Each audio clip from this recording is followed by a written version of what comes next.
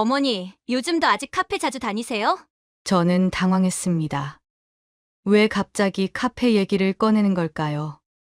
응, 친구들이랑 가끔 가지 뭐.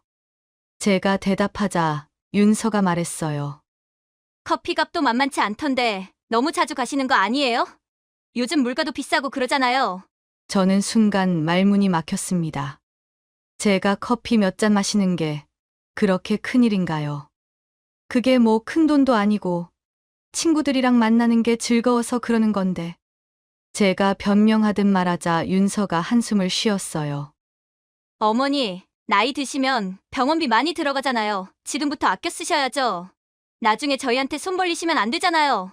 그 말을 듣는 순간 머리를 한 대 맞은 것 같았습니다. 그것만 문제가 아니에요. 솔직히 어머니 돈이 나중에 다 저희 거 아니에요.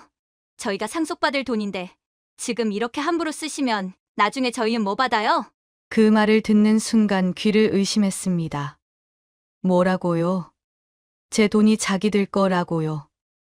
저는 목소리를 높였어요. 뭐라고? 내 돈이 너희 거라고? 윤서는 태연하게 말했습니다.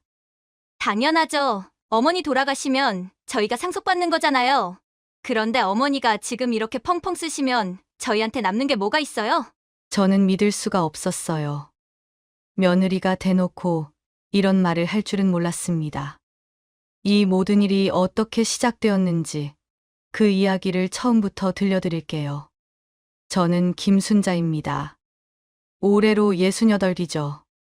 평생을 고생만 하며 살았어요. 남편과 함께 작은 철물점을 운영하면서 하루하루를 버텼습니다. 아침 6시에 일어나 가게 문을 열고 밤 10시에 문을 닫는 생활이었죠. 주말도 없었고 명절에만 겨우 쉬었어요. 그렇게 벌어서 아들 영수를 대학까지 보냈습니다. 등록금이 얼마나 비쌌는지 모릅니다. 밤새 장부를 뒤적이며 한숨 쉬던 기억이 아직도 생생해요. 남편은 그때마다 제 손을 잡으며 말했죠. 괜찮아. 우리 아들 잘 될 거야. 저희는 그 말을 믿으며 버텼습니다. 영수가 대학을 졸업하고 취직했을 때 정말 기뻤어요. 대기업에 들어갔다고 했을 때는 남편과 둘이서 얼싸안고 울었습니다. 우리가 해냈어. 우리 아들 성공했다. 그렇게 말하며 눈물을 흘렸죠. 하지만 거기서 끝이 아니었어요. 영수가 결혼을 한다고 했을 때 또 돈이 필요했습니다. 결혼 자금으로 5천만 원을 내줬어요. 저희 가게를 팔아서 마련한 돈이었죠. 남편은 말했습니다. 우리 아들 장가 보내는 건데 이 정도는 해줘야지. 저도 당연하다고 생각했어요. 며느리 윤서가 들어왔을 때는 참 예쁘고 공손했습니다. 처음에는 고개를 숙이며 말하더군요. 어머님, 잘 부탁드립니다. 저는 속으로 생각했어요. 착한 며느리를 만났구나. 우리 아들 복이 많네. 손주들이 태어났을 때는 더 행복했습니다. 저는 아무 말 없이 손주들을 돌봤어요. 영수 부부가 둘 다 직장을 다녀서 애들을 맡길 데가 없다고 했거든요. 그래서 제가 5년 동안 매일 아침 일찍 영수네 집으로 갔습니다. 애들 밥 먹이고, 씻기고, 재우고, 저는 이게 당연한 일이라고 생각했어요. 그러다가 3년 전에 남편이 세상을 떠났습니다. 갑작스러운 심장마비였죠. 병원에 실려갔을 때 이미 늦었어요. 그때는 세상이 무너지는 것 같았습니다. 여보, 나 두고 어디 가는 거야? 우리 같이 늙기로 했잖아. 그렇게 울부짖었지만 남편은 돌아오지 않았어요. 장례식 때 영수가 울면서 말했습니다. 아버지, 죄송합니다. 효도도 못했는데. 남편이 떠나고 나서 혼자 사는 게 외로웠습니다. 작은 아파트에서 혼자 밥을 먹고 텔레비전을 보고 잠자리에 드는 생활이 반복됐죠. 영수 내외는 한 달에 한두 번 정도 들렀어요. 올 때마다 형식적으로 물었습니다. 어머니, 요즘은 건강하시죠? 저는 대답했죠. 응, 괜찮아. 손주들은 학원이 바쁘다며 거의 오지 않았어요. 가끔 명절 때나 얼굴을 봤습니다. 그것도 밥 먹고 나면 금방 가버렸죠. 연금과 적금으로 생활하는 건 어렵지 않았어요. 평생 검소하게 살아서 돈 쓸 일도 별로 없었거든요. 통장에는 집을 팔아서 받은 돈과 남편이 남긴 보험금, 그리고 평생 모은 적금까지 합쳐서 3억 정도가 있었습니다. 큰 돈이었죠. 저는 이 돈을 영수한테 물려줘야겠다고 생각했어요. 우리 아들 고생하는데 이 돈이라도 있어야지. 그렇게 생각하며 하루하루를 살았습니다. 그런데 최근 들어 주변에서 친구들이 여행을 다니고 카페에서 커피를 마시며 수다를 떠는 모습을 볼 때마다 부러웠습니다. 나도 좀 저렇게 살아볼까 라는 생각이 들었죠. 평생 남을 위해서만 살았는데 이제는 나를 위해 살고 싶다는 마음이 생겼어요. 나이가 들수록 시간이 얼마 남지 않았다는 생각도 들었습니다. 지금 아니면 언제 살아보겠어 라는 생각이 자꾸만 들었죠. 어느 날 영수가 왔을 때 윤서가 이상한 말을 했어요. 어머니, 건강 잘 챙기세요. 병원비 많이 들어가니까 미리미리 아껴 쓰셔야 해요. 그때는 그냥 며느리가 제 건강을 걱정하는 거라고 생각했습니다. 하지만 지금 돌이켜보니 뭔가 다른 의도가 있었던 것 같아요. 제 통장에 돈이 얼마나 있는지 영수 내외는 다 알고 있었거든요. 제가 예전에 한 번 말해줬었죠. 엄마 통장에 3억 정도 있어. 나중에 너한테 줄게. 그때 영수는 말했습니다. 어머니, 그런 말씀 마세요. 어머니가 다 쓰셔야죠. 하지만 윤서의 눈빛이 묘하게 반짝이던 게 기억에 남았습니다. 어느 날 동네 친구 명자가 전화를 했어요. 순자야, 우리 새로 생긴 카페 가보자. 거기 분위기 좋대. 저는 처음에 망설였습니다. 카페는 젊은 애들이나 가는 곳이라고 생각했거든요. 카페. 나는 그런데 안 어울려. 명자는 웃으며 말했죠. 뭔 소리야. 그냥 아무나 와서 커피 마시고 이야기하는 데야. 우리 나이에 이런 거라도 해야지. 결국 저는 명자의 손에 이끌려 카페에 갔습니다. 카페 문을 열고 들어갔을 때 놀랐어요. 아니, 너무 예쁘더군요. 나무로 된 테이블과 의자, 벽에 걸린 그림들, 은은한 조명. 평생 이런 곳에 와본 적이 없었습니다. 명자와 다른 친구들은 이미 자리에 앉아 있었어요. 순자야, 여기 앉아. 뭐 마실래? 저는 메뉴판을 보고 깜짝 놀랐습니다. 커피 한 잔이 5,000원이나 했어요. 이게 뭐야? 커피가 5,000원이나 해? 제 입에서 저절로 말이 나왔죠. 친구들이 웃으며 말했어요. 순자야, 요즘 커피는 다 이래. 이것도 저렴한 편이야. 저는 여전히 믿기지 않았습니다. 집에서 믹스커피 타 마시면 100원도 안 드는데 여기서는 5,000원이나 받는다니.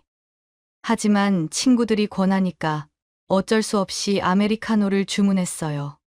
커피가 나왔을 때 한 모금 마셔봤습니다. 생각보다 맛있더군요. 쓴맛이 났지만 뭔가 고급스러운 느낌이었죠. 친구들과 앉아서 이야기를 나누는 시간이 참 좋았어요. 명자는 손주 자랑을 했고 영희는 최근에 간 여행 이야기를 했습니다. 저도 조금씩 이야기에 끼어들었죠. 창밖을 보며 커피를 마시는 시간이 이렇게 여유롭고 평화로울 줄 몰랐어요. 평생 이런 경험을 해본 적이 없었습니다. 항상 바쁘게 살았고 앉아서 쉬는 시간도 아까웠거든요. 하지만 지금 이 순간만큼은 정말 행복했습니다. 그날 이후로 일주일에 한두 번씩 친구들과 카페에서 만나게 됐어요. 처음에는 돈이 아까워서 망설였지만 친구들이 계속 불렀습니다. 순자야, 오늘도 나와. 다들 너만 기다리고 있어. 그렇게 말하면 거절할 수가 없었죠. 카페에서 보내는 시간이 점점 익숙해졌어요. 커피를 주문하는 것도, 친구들과 수다 떠는 것도.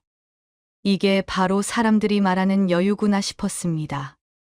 어느 날 영수와 윤서가 집에 왔어요. 저는 기분이 좋아서 자연스럽게 말했습니다. 요즘 친구들이랑 카페 자주 가. 거기 앉아서 커피 마시면서 수다 떨면 기분이 진짜 좋더라. 영수는 웃으며 대답했어요. 그래요? 어머니도 이제 좀 즐기시네요. 좋아 보여요. 저는 영수가 기뻐하는 줄 알았습니다. 아들이 제가 행복해하는 걸 보고 좋아할 거라고 생각했죠. 그런데 옆에 있던 윤서의 표정을 보고 뭔가 이상하다는 느낌이 들었어요. 윤서는 웃고 있었지만 눈빛이 차갑더군요. 입꼬리는 올라가 있는데 눈은 전혀 웃지 않았습니다. 뭔가 계산하는 듯한 표정이었죠. 저는 그 순간 묘한 불안감을 느꼈어요. 하지만 크게 신경 쓰지 않았습니다.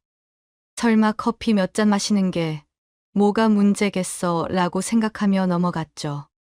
제 말을 듣고 윤서가 혼잣말처럼 중얼거렸어요. 일주일에 2번이면 한 달에 8번이네요. 5,000원씩이면 4만 원이고요. 저는 그 말을 듣고 기분이 묘했습니다. 왜 윤서가 제 커피 값을 계산하는 걸까요?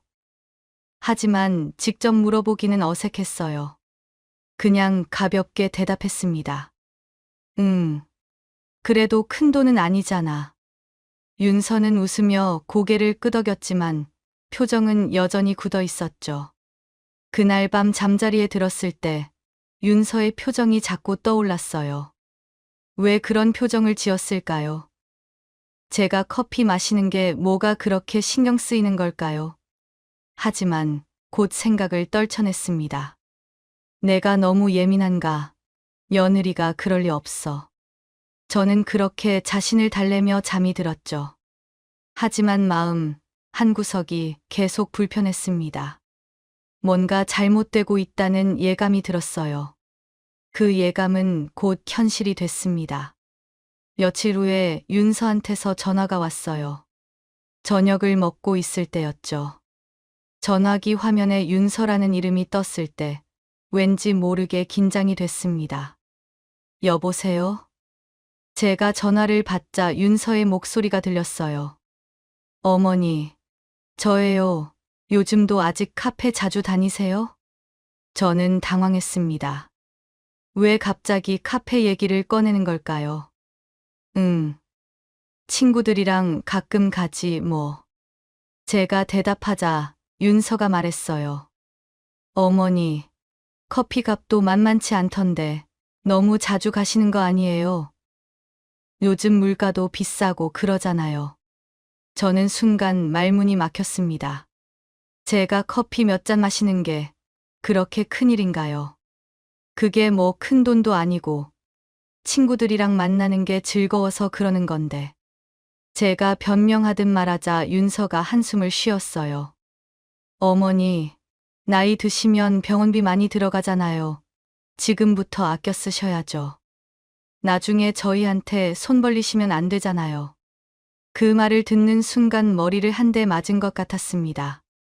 나중에 자기들한테 손 벌리면 안 된다고. 저는 평생 누구한테 손 벌리고 산 적이 없었어요. 오히려 제가 다 줬죠. 그런데 지금 윤서는 제가 나중에 자기들한테 손을 벌릴까봐 걱정하고 있었습니다. 알았어. 조심할게. 저는 그렇게 말하고 전화를 끊었어요. 식탁에 앉아서 한참을 멍하니 있었습니다.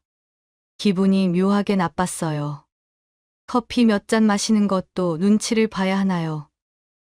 제 돈으로 제가 쓰는 건데요. 하지만 며느리 말에도 일리는 있었습니다. 나이가 들면 병원비가 많이 드니까요. 저는 스스로를 설득하려고 했어요. 윤서가 나를 걱정해서 그러는 거야. 나쁜 뜻은 아니겠지. 그런데 그게 끝이 아니었어요. 다음 날 또 윤서한테서 전화가 왔습니다. 어머니, 오늘 또 카페 가셨어요? 저는 깜짝 놀랐어요. 제가 카페 간 걸 어떻게 알았을까요? 응, 아침에 잠깐 다녀왔는데. 제가 조심스럽게 대답하자 윤서가 말했죠. 어머니, 어제 말씀드렸잖아요. 좀 아껴 쓰시라고. 하루 만에 또 가시면 어떡해요? 저는 화가 났지만 참았습니다. 알았어. 앞으로 조심할게. 그 이후로 윤서의 전화는 계속됐어요. 어머니, 요즘 외출 많이 하시는 것 같은데 택시 타지 마시고 버스 타세요. 택시비가 얼마나 비싼데요. 또 어떤 날은 말했습니다. 어머니, 마트에서 비싼 과일 사지 마시고 시장 가세요. 시장이 훨씬 싸요.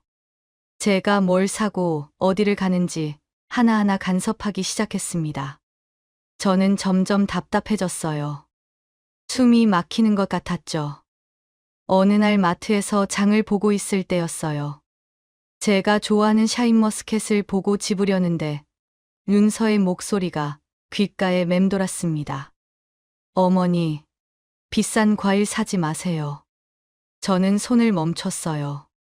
평생 검소하게 살았지만 가끔은 좋아하는 과일 정도는 사 먹고 싶었습니다. 하지만 윤서 생각이 나서 그냥 지나쳤죠. 계산대로 가면서 기분이 너무 우울했어요. 집에 돌아와서 아들 영수한테 전화했습니다. 영수야, 윤서가 자꾸 엄마한테 전화해서 이것저것 간섭하는데 좀 그만하라고 해. 영수는 잠시 침묵하더니 말했어요. 어머니, 윤서가 어머니 걱정돼서 그러는 거예요. 나쁘게 받아들이지 마세요. 저는 한숨이 나왔습니다. 알았어. 전화를 끊고 나니 더 외로웠어요. 아들마저 며느리 편을 드는 것 같았거든요. 그날 밤 잠을 자려고 누웠는데 눈물이 났어요. 내가 뭘 잘못한 거지. 내 돈 갖고 내가 쓰는데 왜 이렇게 눈치를 봐야 하지? 평생 남을 위해 살았는데 이제 조금 나를 위해 살려고 하니까 이런 대우를 받는 건가요? 억울하고 서러웠습니다. 하지만 어쩔 수 없었죠. 며느리가 싫어하는데 계속 카페를 갈 수도 없었고 비싼 과일을 살 수도 없었어요. 저는 다시 예전처럼 집에만 있는 생활로 돌아갔습니다. 2주 정도 집에만 있었을 때 명자한테서 전화가 왔어요. 순자야, 요즘에는 왜 카페에 안 나와? 우리 다들 기다리는데. 저는 핑계를 댔습니다. 아, 요즘 몸이 좀 안 좋아서 미안해. 명자는 걱정스러운 목소리로 물었죠. 무슨 일 있어? 목소리가 왜 그래? 저는 아무 일 없다고 말했지만 명자는 믿지 않았어요. 순자야, 나 지금 너네 집으로 갈게. 그렇게 말하고 전화를 끊더니 정말로 30분 후에 집 앞에 나타났습니다. 명자가 문을 열고 들어오자마자 제 손을 잡았어요. 순자야, 무슨 일이야? 카페에도 안 나오고 요즘에 왜 연락도 없었어? 저는 처음에는 아무렇지 않은 척 했습니다. 별일 아니야. 그냥 돈 아껴야 할 것 같아서. 명자가 어이없다는 표정을 지었죠. 돈을 아낀다고. 커피 한 잔 마시는데 무슨 돈을 아껴? 그게 무슨 소리야? 저는 결국 며느리 얘기를 했어요. 윤서가 계속 전화해서 간섭하는 것, 커피값도 아끼라고 하는 것, 모든 걸 일일이 체크한다는 것까지 모두 말했습니다. 명자는 화가 난 표정으로 말했어요. 뭐, 너 돈으로 너가 커피 마시는데 며느리가 왜 간섭해? 말도 안 돼. 저는 한숨을 쉬었습니다. 그래도 며느리 말에도 일리는 있어. 나중에 병원비 들어가면 애들한테 부담되잖아. 명자는 고개를 저었어요. 순자야, 그게 무슨 소리야. 넌 평생 애들 위해서만 살았어. 이제는 너를 위해 살아야지. 커피 한 잔 마시는 것도 눈치 보면서 살면 뭐 하러 사는 거야? 그날 명자와 이야기를 나누면서 조금 마음이 풀렸어요. 명자는 제 편을 들어줬고 제가 잘못한 게 아니라고 말해줬습니다. 그리고 명자가 깜짝 제안을 했어요. 순자야, 우리 여행 가자. 제주도 3박 4일. 저는 깜짝 놀랐습니다. 여행. 그게 무슨 소리야? 명자는 진지한 표정으로 말했어요. 응. 지금 우리 친구들끼리 제주도 여행 계획하고 있어. 너도 같이 가자. 저는 고개를 저었어요. 안 돼. 나는 못 가. 명자가 물었습니다. 왜? 저는 솔직하게 말했죠. 여행이 돈이 얼마나 많이 드는데 나는 그런 여유 없어. 명자가 말했어요. 1인당 120만 원이야. 비행기 값이랑 숙소, 식사 다 포함해서. 저는 눈이 휘둥그레졌습니다. 120만 원. 그렇게나 비싸. 명자는 고개를 끄덕이며 말했어요. 요즘 여행 경비가 다 비싸. 그래도 우리 나이에 지금 안 가면 언제 가겠어? 저는 망설였어요. 120만 원이면 큰 돈이었습니다. 제 통장에 돈이 있긴 하지만 그걸 여행에 쓴다고 생각하니 부담스러웠죠. 게다가 윤서가 알면 뭐라고 할지 뻔했습니다. 분명히 또 전화해서 병원비로 아껴야지. 왜 썼냐고 말할 거예요. 저는 명자에게 말했습니다. 나는 못 갈 것 같아. 미안해. 명자는 아쉬운 표정을 지었지만 억지로 설득하지는 않았어요. 며칠 후 명자가 다시 전화했어요. 순자야, 다시 한번 생각해봐. 우리 정말 너랑 같이 가고 싶어. 평생 고생만 했잖아. 이제 좀 살아야지. 영희도 전화했습니다. 순자야, 제발 같이 가자. 너 없으면 재미없어. 우리 나이에 언제 또 여행 가겠어? 친구들의 전화를 받고 마음이 흔들렸어요. 저도 사실 정말 가고 싶었습니다. 제주도는 평생 한 번도 가본 적이 없었거든요. 저는 밤에 혼자 앉아서 생각했어요. 나는 평생 뭐 했나?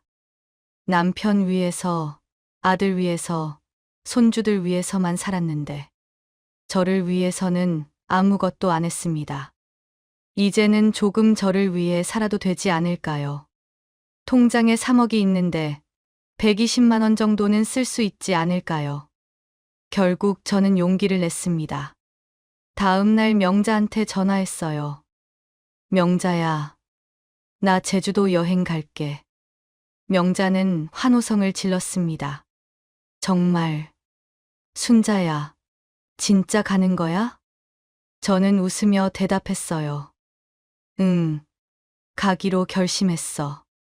은행에 가서 120만 원을 인출했어요. 창구 직원이 돈을 세어주는 걸 보면서 가슴이 두근거렸습니다. 이렇게 큰 돈을 한꺼번에 뽑는 건 처음이었거든요. 하지만 후회는 없었어요. 내 돈이니까 괜찮아. 평생 모은 거니까 이 정도는 써도 되겠지, 라고 저는 스스로를 설득했습니다. 돈을 명자한테 전달하고 나니 마음이 후련했어요. 드디어 제 인생에서 뭔가 새로운 일을 하는 거구나 싶었죠. 집에 돌아와서 제주도 여행짐을 싸기 시작했어요. 오랜만에 가방을 꺼내서 옷을 챙기고 세면도구를 넣었습니다. 짐을 싸면서 혼자 웃음이 났어요. 진짜 여행 가는구나. 이런 날이 오다니. 마음이 들뜨고 설렜습니다. 그런데 바로 그때 초인종이 울렸어요. 문을 열어보니 영수가 서 있었습니다. 어머니, 저 왔어요. 저는 반갑게 맞이했죠. 영수야, 어떻게 왔어? 영수는 집 안으로 들어오더니 가방을 보고 물었어요. 어머니, 여행 가세요? 저는 기쁜 마음으로 대답했습니다. 응. 다음 주에 친구들이랑 3박 4일로 제주도 여행 가. 영수의 얼굴이 순간 굳더군요. 갑자기 여행이요? 저는 영수가 왜 그런 표정을 짓는지 이해가 안 됐어요. 갑자기는 아니고 친구들이 같이 가자고 해서 오래전부터 한번 가보고 싶었어. 영수는 뭔가 말을 하려다가 망설였어요. 그러더니 휴대폰을 꺼내서 윤서한테 전화를 걸었습니다. 여보, 나 지금 엄마 집인데 엄마가 다음 주에 제주도 여행 가신대. 윤서의 목소리가 전화기 너머로 들렸어요. 뭐, 여행. 영수는 조용히 대답하며 거실을 떠나 방으로 들어갔습니다. 저는 불안한 마음이 들었어요. 왜 며느리한테 전화를 하는 걸까요? 제가 여행 가는 게 그렇게 큰일인가요? 다음 날 아침 일찍 초인종이 울렸어요. 아직 아침밥도 안 먹었는데 누가 이렇게 일찍 왔을까 싶어서 문을 열었습니다. 윤서가 서 있더군요. 평소와 달리 화장도 안 하고 얼굴 표정이 딱딱하게 굳어 있었어요. 어머니, 저 들어가도 돼요? 저는 당황했지만 문을 열어줬습니다. 그래, 들어와. 윤서는 거실에 들어오자마자 소파에 앉았어요. 가방도 내려놓지 않고 바로 말을 꺼냈습니다. 어머니, 다음 주에 여행 가신다면서요? 저는 고개를 끄덕였어요. 응, 친구들이랑 제주도 가기로 했어. 윤서가 팔짱을 끼며 물었습니다. 비용이 얼마나 드는데요? 저는 왠지 모르게 주눅이 들었어요. 120만 원 정도. 윤서의 표정이 확 굳더니 한숨을 깊게 쉬었습니다. 어머니, 120만 원이요? 그게 적은 돈이에요? 윤서의 목소리가 날카로워졌어요. 저는 변명하듯 말했습니다. 내가 평생 모은 돈으로 가는 거야. 이 정도 쓸 수도 있지. 윤서는 비웃듯이 웃었어요. 어머니, 솔직히 말씀드릴게요.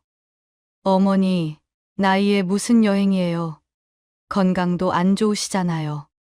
저는 반박했습니다. 나 건강해. 아픈 데 없어. 윤서는 계속 말했어요. 거기 가서 다치시거나 아프면 누가 책임져요? 저희가 또 병원비 대야 되는 거 아니에요. 지난번에도 감기 걸리셨을 때 저희가 병원비 냈잖아요. 저는 화가 났습니다. 감기 걸렸을 때 병원비 3만 원을 영수가 낸 것 가지고 계속 그 얘기를 하더군요. 그때 내가 갚겠다고 했는데 영수가 괜찮다고 했어. 윤서가 한숨을 쉬며 말했어요. 어머니, 그것만 문제가 아니에요. 솔직히 어머니, 돈이 나중에 다 저희 거 아니에요. 저희가 상속받을 돈인데 지금 이렇게 함부로 쓰시면 나중에 저희는 뭐 받아요? 그 말을 듣는 순간 귀를 의심했습니다. 뭐라고요? 제 돈이 자기들 거라고요. 저는 목소리를 높였어요. 뭐라고? 내 돈이 너희 거라고? 윤서는 태연하게 말했습니다. 당연하죠. 어머니 돌아가시면 저희가 상속받는 거잖아요. 그런데 어머니가 지금 이렇게 펑펑 쓰시면 저희한테 남는 게 뭐가 있어요? 저는 믿을 수가 없었어요. 며느리가 대놓고 이런 말을 할 줄은 몰랐습니다. 어머니가 혼자 다 쓰시면 저희는요. 우리 애들 교육비도 많이 드는데 학원비만 한 달에 100만 원이 넘어요. 어머니가 조금만 아껴 쓰시면 나중에 저희한테 더 많이 남기실 수 있잖아요. 저는 말문이 막혔어요. 화가 치밀어 올랐지만 목소리가 나오지 않았습니다. 손이 떨렸죠. 윤서는 계속 말했어요. 어머니, 제가 이렇게 말씀드리는 게 어머니를 위해서예요. 지금 돈 아껴 놓으셔야 나중에 저희도 좋고 어머니도 좋잖아요. 병원비 들어가면 저희가 또 대야 되는데 그것도 부담이에요. 그러니까 지금부터 절약하세요. 저는 두 손을 꽉 쥐었어요. 눈물이 날 것 같았지만 참았습니다. 며느리 앞에서 우는 모습은 보이고 싶지 않았거든요. 이제 그만 나가줄래? 제가 낮은 목소리로 말했습니다. 윤서는 놀란 표정을 지었어요. 네. 어머니. 저는 다시 한 번 말했습니다. 나가달라고, 지금 당장. 윤서는 어이없다는 표정으로 저를 봤지만 결국 일어났어요. 어머니, 제가 뭐 잘못 말했어요? 솔직한 얘기잖아요. 저희도 생활이 있는데. 윤서는 그렇게 말하며 나갔습니다. 문이 닫히는 소리가 들렸을 때 저는 주저앉았어요.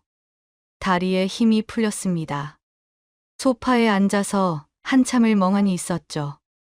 내 돈이 너희 거라고. 내가 아꼈어야 너희한테 많이 남긴다고. 그 말들이 머릿속에서 계속 맴돌았습니다. 저는 평생 아들을 위해 살았어요. 대학 보내고 결혼시키고 심지어 손주들까지 키워줬죠. 이제는 제가 조금 편하게 살려고 하니까 이런 소리를 듣는 건가요? 저는 눈물을 참을 수가 없었습니다. 그동안 쌓였던 서러움이 한꺼번에 쏟아져 나왔죠. 혼자 거실에 앉아서 한참을 울었어요. 누가 봐줄 사람도 없었고 위로해줄 사람도 없었습니다. 그저 혼자서 울 수밖에 없었죠. 울다가 지쳐서 침대에 누웠어요. 천장을 보면서 한참을 생각했습니다. 내가 뭘 잘못했나? 내 돈으로 여행 한번 가는 게 그렇게 큰 잘못인가? 아무리 생각해도 이해가 안 됐어요. 저는 영수한테 전화를 걸었습니다. 몇 번의 신호음 끝에 영수가 전화를 받았어요. 어머니, 무슨 일이세요? 제 목소리는 떨리고 있었습니다. 영수야, 윤서가 나한테 무슨 말을 했는지 아니? 영수는 잠시 침묵하더니 대답했어요. 어머니, 윤서한테 들었어요. 어머니가 갑자기 화내셨다면서요? 저는 참았던 감정이 터져 나왔습니다. 그 말을 듣고 화를 안 낼 수가 있어. 윤서가 나한테 뭐라고 했는데. 내 돈이 너네 거라고, 내가 아꼈어야 너네한테 많이 남긴다고 했다고. 영수는 한숨을 쉬었어요. 어머니, 윤서가 좀 직설적으로 말해서 그렇지, 나쁜 뜻은 아니에요. 저는 믿을 수가 없었습니다. 나쁜 뜻이 아니라고. 그럼 뭐가 나쁜 뜻이야? 영수는 말을 더듬었어요. 어머니, 그게 사실 저희도 애들 교육비며 집값이며 부담이 크거든요. 윤서가 말을 좀 심하게 했지만 어머니가 지금 조금만 절약하시면 나중에 저희한테도 도움이 되는 거는 맞잖아요. 저는 물었습니다. 너도 그렇게 생각하는 거야? 영수는 잠시 망설이다가 대답했어요. 어머니, 솔직히 120만 원이면 우리 아들 태권도 학원비 3개월치예요. 저희 입장에서는 아까운 돈이죠. 어머니도 이해해 주세요. 그 말을 듣는 순간 세상이 무너지는 것 같았어요. 아들마저 며느리 편을 드는 거였습니다. 저는 더 물었습니다. 영수야, 엄마가 평생 너한테 얼마나 많이 해줬는데 지금 와서 120만 원이 아깝다고 말하는 거야? 영수는 잠시 말이 없다가 대답했어요. 어머니, 그게 아니라 저희도 요즘 경제적으로 힘들거든요. 집값 대출 이자만 한 달에 200만 원이 넘어요. 애들 학원비에 생활비까지 하면 정말 빠듯해요. 저는 비웃었습니다. 그래. 그러면서 윤서는 명품 가방 사고 너희는 외제차 몰고 다니잖아. 그건 어떻게 돈이 있는데? 영수는 변명했어요. 어머니, 차는 회사 다니면서 필요해서 산 거고 윤서 가방은 윤서가 번 돈으로 산 거예요. 저는 한숨을 쉬었습니다. 그래. 윤서가 번 돈으로 명품 가방 사는 건 괜찮고 엄마가 평생 모은 돈으로 여행 한 번 가는 건 안 되는 거구나. 영수는 말했습니다. 어머니, 그게 아니라 저는 영수의 말을 끊었어요. 영수야, 엄마가 너 대학 보낼 때 얼마나 고생했는지 기억하니? 겨울에 손이 꽁꽁 얼어도 가게 문 열고 밥값 아껴서 너 대학 등록금 마련했잖아. 너 결혼할 때도 가게 팔아서 5천만 원 줬어. 그때는 고맙다는 말 한마디 없더니 이제 와서 엄마 돈 아껴야 한다고 말하는 거야? 영수는 조용히 대답했어요. 어머니, 그때는 감사했어요. 지금도 감사하게 생각해요. 하지만 어머니, 저희도 살아야 되잖아요. 저는 눈물이 났습니다. 너희가 살아야 된다고 엄마는 죽은 듯이 살아야 하는 거야? 커피 한 잔 마시는 것도, 여행 한 번 가는 것도 이렇게 눈치 봐야 하는 거야? 영수는 한참 침묵하다가 말했어요. 어머니, 제가 잘못 말했어요. 하지만 어머니도 저희 입장 좀 생각해 주세요. 저희도 어머니한테 나중에 뭐라도 해드리고 싶은데 돈이 없으면 어떻게 해요? 저는 냉정하게 말했습니다. 신경 쓰지 마. 엄마는 너네한테 아무것도 바라지도 않아. 그러니까 엄마 돈에 대해서도 신경 쓰지 마. 영수가 말했어요. 어머니, 그게 무슨 말이에요? 저는 바로 전화를 끊었습니다. 더 이상 할 말이 없었어요. 영수도 결국은 제 돈만 생각하고 있었던 거죠. 저는 침대에 누워서 또 울었습니다. 평생 고생하며 아들을 키운 게 이렇게 되돌아오는구나 싶었어요.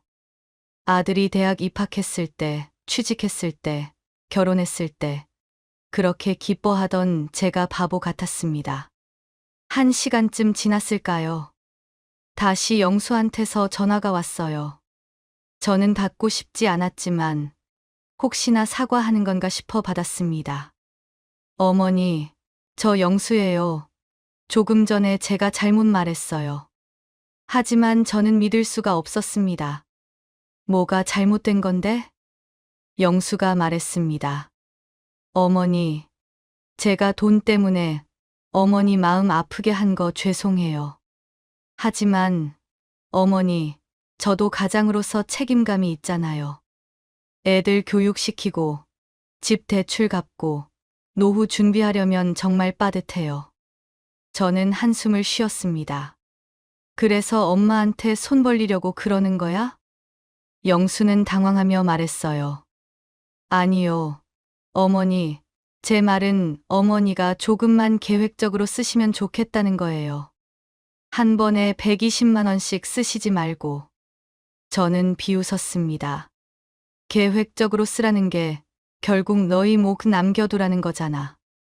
영수는 아무 말도 하지 못했어요. 그리고 저는 말했습니다. 영수야, 엄마 말 잘 들어. 엄마 돈은 엄마 거야. 엄마가 어떻게 쓰든 너희랑 상관없어. 그러니까 앞으로 돈 때문에 전화하지 마. 영수가 말했습니다. 어머니, 저는 전화를 끊었어요. 밤새도록 잠을 이루지 못했어요. 아들 키우면서 고생한 기억들이 주마등처럼 스쳐갔습니다. 추운 겨울날 새벽부터 가게 문을 열던 일, 손이 꽁꽁 얼어도 참으며 장사하던 일, 아들 학원비 마련하려고 밥값을 아끼던 일. 그 모든 게 허무하게 느껴졌어요. 저는 뭘 위해 그렇게 살았을까요? 아들이 잘 되라고 그렇게 고생했는데 결국 돌아온 건 이런 대우였습니다. 새벽에 일어나서 거울을 봤어요. 눈이 퉁퉁 부어 있었고 얼굴도 헬쑥해 보였죠. 하지만 거울 속에 제 모습을 보면서 다짐했어요. 이제는 내가 변해야겠다. 더 이상 눈치 보면서 살지 않고 내 인생은 내가 산다. 그렇게 결심하니까 마음이 조금 편해졌습니다. 화장실에서 세수를 하고 나와서 가방을 다시 챙겼어요. 제주도 여행은 예정대로 갈 겁니다. 명자한테 전화했어요. 명자야, 나 이번에 무조건 여행 같이 갈 거야. 명자는 기뻐하며 말했습니다.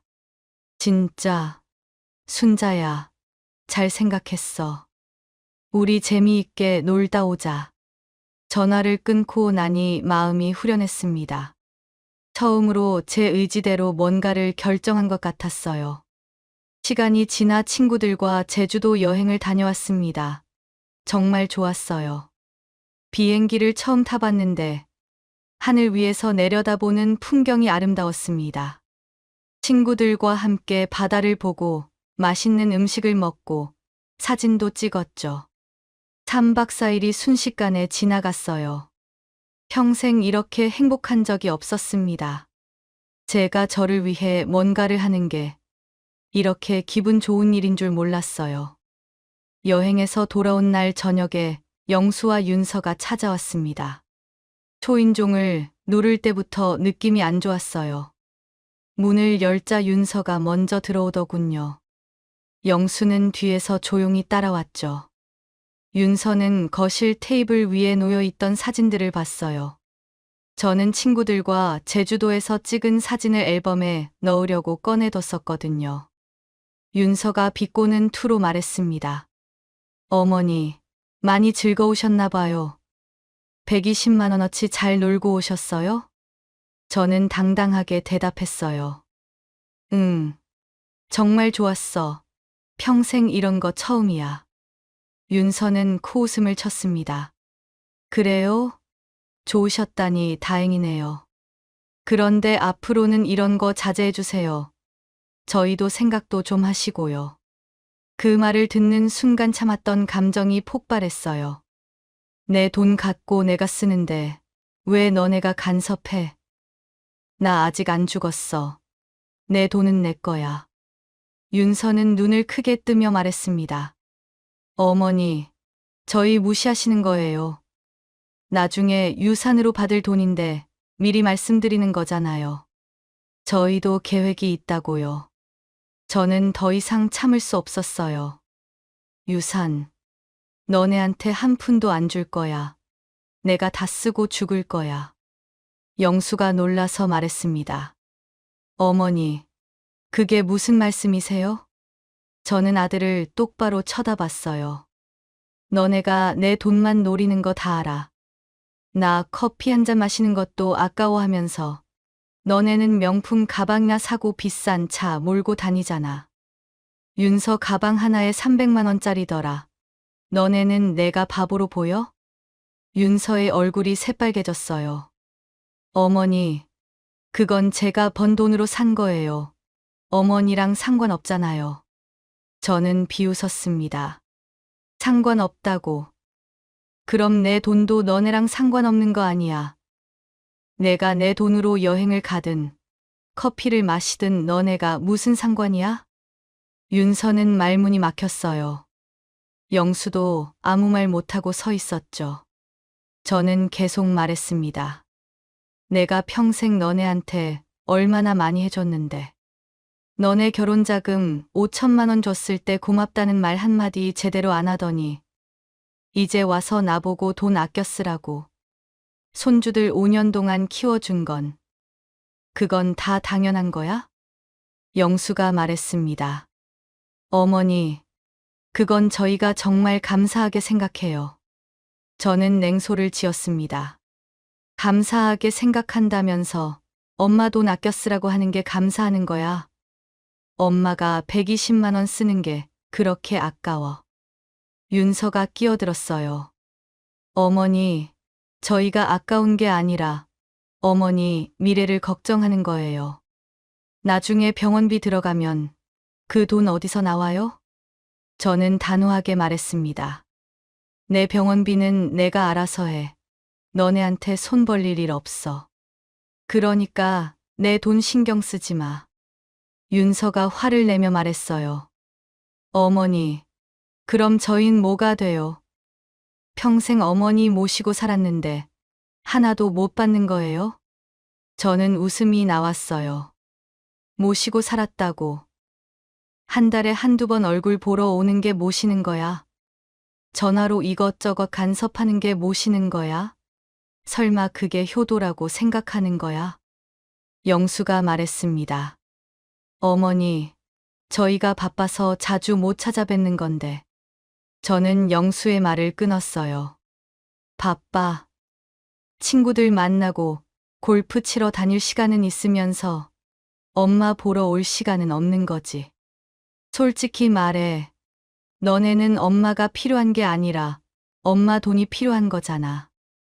윤서가 일어서며 말했습니다. 어머니, 너무하시네요. 저희가 언제 어머니 돈만 바랬어요? 저는 차갑게 대답했어요. 너네가 하는 행동이 돈만 바라고 있는 거잖아.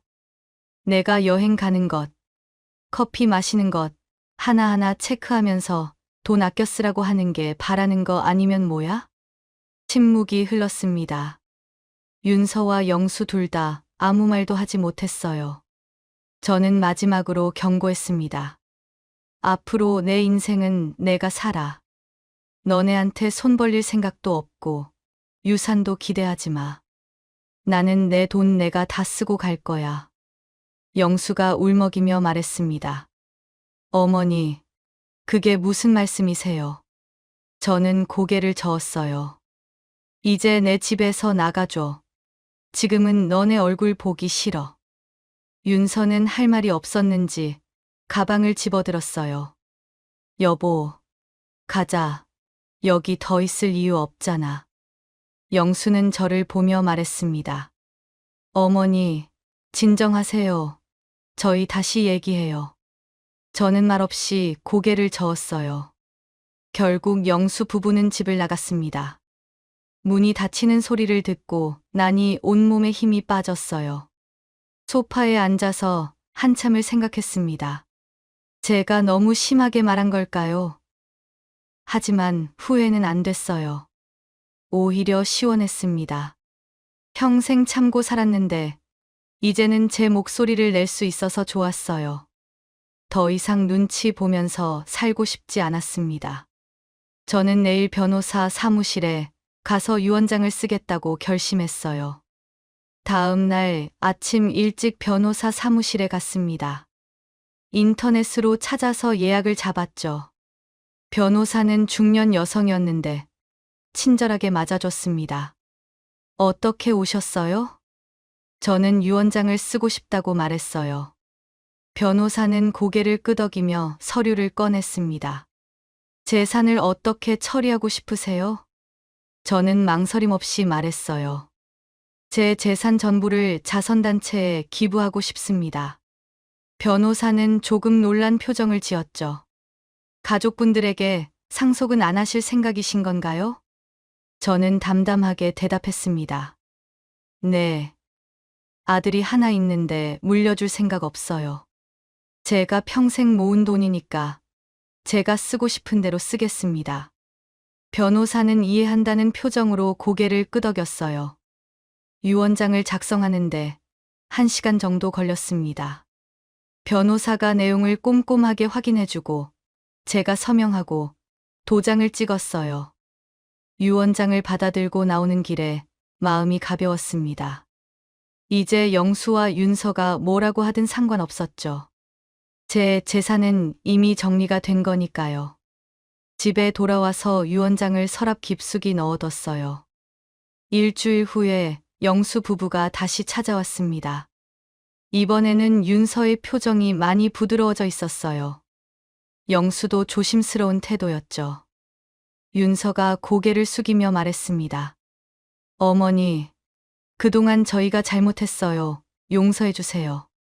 저는 팔짱을 끼고 그들을 봤어요. 갑자기 왜 이래? 영수가 말했습니다. 어머니, 저희가 돈 때문에 어머니 마음을 아프게 했어요. 정말 죄송합니다.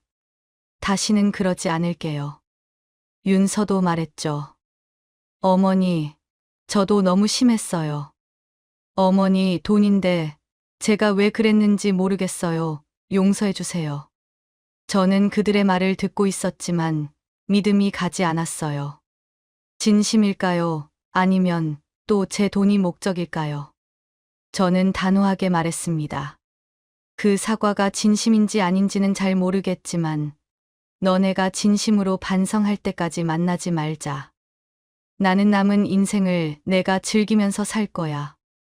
영수가 울먹였습니다. 어머니. 저는 고개를 저었어요. 아니, 지금은 너네 얼굴 보기 싫어. 영수와 윤서는 결국 또 나갔습니다. 저는 그들이 진심으로 뉘우칠 때까지 기다리기로 했어요. 그 이후로 저는 완전히 다른 사람이 됐습니다. 친구들과 정기적으로 여행을 다니기 시작했어요. 강릉도 가고, 경주도 가고, 부산도 갔죠. 매번 여행 갈 때마다 새로운 걸 보고 배웠습니다. 평생 이런 즐거움을 모르고 살았구나 싶었어요. 카페에서 친구들과 수다 떠는 시간도 더 늘었습니다. 이제는 눈치 보지 않고 마음껏 커피를 마셨죠. 미술학원에도 등록했어요. 그림 그리는 걸 배우고 싶었거든요. 처음에는 서툴렀지만 점점 실력이 늘었습니다. 선생님이 제 그림을 칭찬할 때마다 기분이 좋았어요. 독서 모임에도 참여했습니다. 한 달에 한 권씩 책을 읽고 사람들과 이야기를 나눴죠. 몇 달이 지나고 어느 날 영수가 혼자 찾아왔어요. 윤서는 없었습니다. 영수는 눈물을 흘리며 말했어요. 어머니, 제가 정말 잘못했어요. 돈만 생각하고 어머니 마음은 생각 안 했어요. 어머니가 평생 저를 위해 얼마나 희생하셨는데 저는 그것도 모르고 어머니, 돈만 신경 썼어요. 정말 죄송합니다. 저는 아들의 눈을 똑바로 봤어요. 진심이 느껴졌습니다. 너가 진심으로 변했는지 지켜볼게. 하지만 내 재산에 대한 기대는 버려. 그건 이미 정리했어. 영수는 고개를 끄덕였어요. 어머니, 돈은 상관없어요. 저는 그냥 어머니랑 잘 지내고 싶어요. 다시 예전처럼 자주 찾아뵐게요. 진심으로 어머니 모시고 싶어요. 그 이후로 영수는 일주일에 한 번씩 혼자 찾아왔어요. 윤서는 오지 않았습니다. 영수는 제 얘기를 들어주고 장도 같이 봐주고 병원도 데려다 줬죠. 예전처럼 의무감으로 하는 게 아니라 진심으로 저를 챙겨줬어요. 손주들도 가끔 데려왔습니다. 저는 이제 행복합니다. 제 인생을 제가 살고 있으니까요. 자식을 위한 희생도 좋지만 제 행복도 소중하다는 걸 깨달았어요. 아들과의 관계도 서서히 회복되고 있지만 예전처럼 휘둘리지 않습니다. 제 의견을 당당하게 말하고 제가 하고 싶은 걸 해요. 친구들도 제가 많이 밝아졌다고 말합니다. 오늘도 카페에서 친구들과 커피를 마시며 다음 여행 계획을 세우고 있어요. 다음 달에는 설악산에 가기로 했습니다. 단풍이 정말 예쁠 거래요. 저는 가방을 싸면서 혼자 웃음이 났습니다. 68배 나이에 이런 설렘을 느낄 줄 몰랐어요. 인생은 언제든 새로 시작할 수 있다는 걸 배웠습니다. 내 인생은 내가 산다. 이게 제가 깨달은 가장 중요한 진리입니다. 지금까지 이야기 들어주셔서 감사합니다. 구독과 좋아요 부탁드려요. 여러분의 작은 관심 하나하나가 제게 큰 힘이 됩니다.